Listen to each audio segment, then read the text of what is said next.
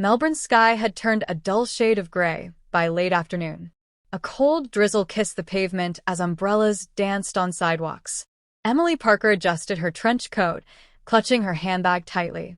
She had just exited a heated interview with a journalist who twisted her words about a charity project. The media frenzy that followed made her feel more exhausted than ever. She stood at the edge of Flinders Street, trying to hail a cab. Her phone buzzed. Messages from colleagues, fans, and critics piled up. She sighed. A white taxi pulled up beside her, and the driver rolled down the window. "Need a ride, miss?" he asked, his voice calm. She glanced in and saw a bearded man, mid-30s, olive skin, kind eyes.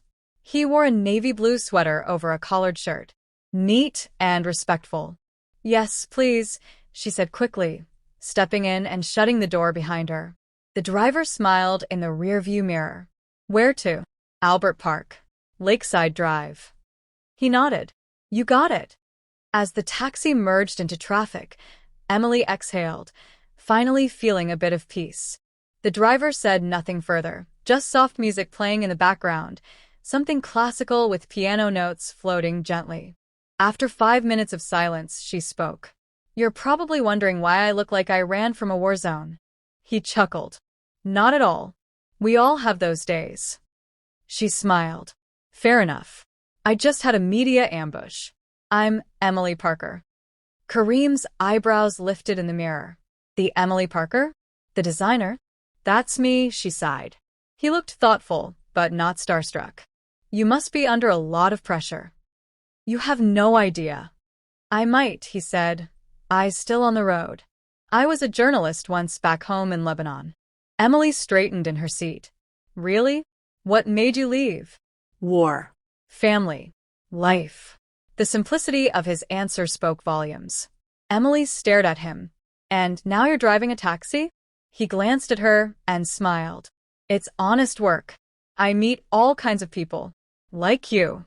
Something about his tone wasn't flirtatious. It was respectful, grounded. Emily found herself intrigued. Chapter 2. The Unexpected Connection. They drove in silence for a few more minutes, but it was a comfortable silence. Kareem's driving was smooth, and he occasionally pointed out places on the way: a mosque tucked between 2 office buildings, a Lebanese bakery, a small park. "You know," Emily said, "you're not like most taxi drivers." He chuckled. "What are most taxi drivers like?" "I mean, you're calm. Peaceful. Like you're listening, not just waiting for the ride to be over." "That's because I am listening," he replied softly. She was taken aback. "People are always rushing," he continued. "Talking. Yelling. But silence says a lot too." Emily found herself leaning forward. "So, what do you hear from me?" He hesitated, then said, "You're tired. Not just from work, but from being seen all the time. You want to be invisible for a while." Her heart skipped. "How did you?" "I told you. I listen." Emily laughed, surprised by her own reaction. "You're very perceptive. Comes from sitting behind the wheel all day."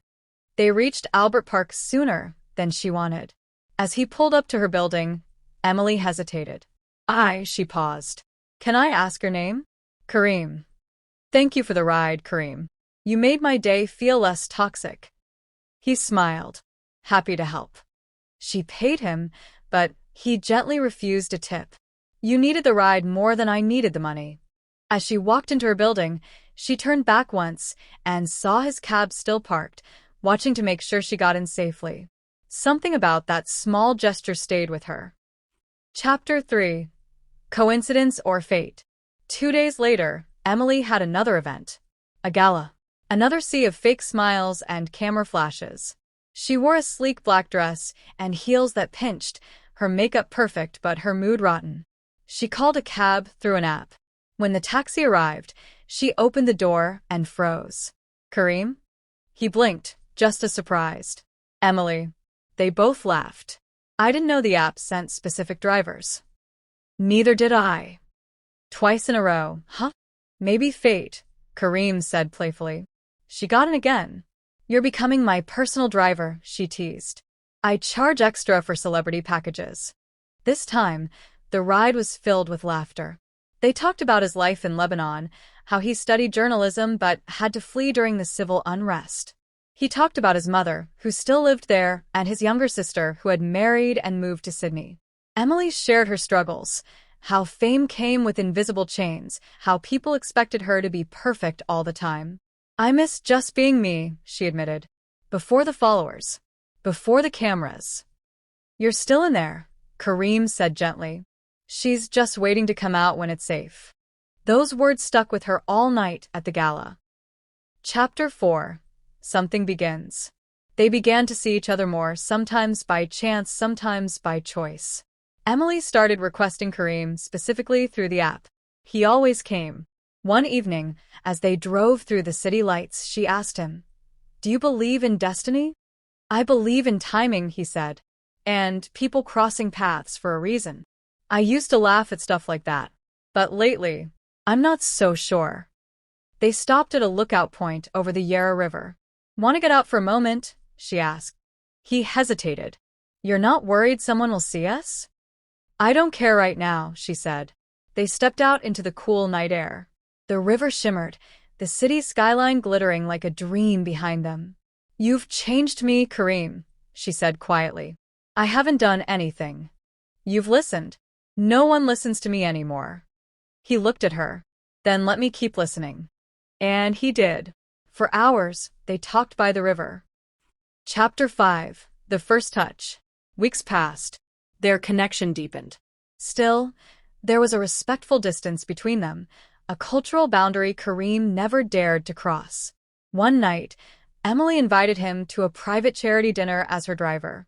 But she had an extra seat at her table and insisted he sit with her. Whispers floated around the room. Judging eyes scanned Kareem's modest attire. Emily didn't care. Later, outside, she thanked him. "You stood tall in there," she said. "So did you," he replied. She took his hand, just briefly, a warm and steady grip. Kareem looked down at their fingers. "Are you sure?" "I've never been more sure." Chapter 6. Differences and Decisions. Despite their growing bond, challenges loomed. Kareem was devout. He prayed 5 times a day. He didn't drink. He observed halal.